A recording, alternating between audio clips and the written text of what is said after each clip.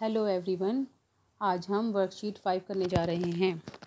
सवाल नंबर 1, केशव और श्यामा सुबह सवेरे उठकर क्या करते थे?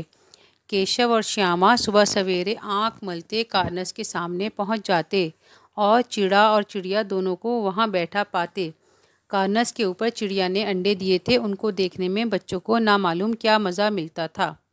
सवाल नंबर 2, दूध और जलेबी की भी सुध नहीं थी, इससे क्या मुराद है? इसका जवाब है, इससे मुराद ये है कि चिड़िया के अंडे देखने का बच्चों को इतना शौक़ था कि वह अपनी पसंद की चीज़ दूध जलेबी को भी भूल गए थे। सवाल नंबर 3, दोनों बच्चों के दिल में किस तरह के सवाल उठते थे? जवाब, दोनों के दिल में तरह तरह के सवाल उठते थे। अंडे किस रंग के होंगे, कितने होंगे, क्या खाते होंगे, उनमें से बच्चे किस तरह निकल आएंगे, बच्चों के पर कैसे निकलेंगे, घोंसला कैसा है, वगैरह वगैरह। सवाल नंबर 4, केशव के घर में चिड़िया ने कहाँ अंडे दिए थे? जवाब, केशव के घर में चिड़िया ने कार्नस के ऊपर अंडे दे दिए थे।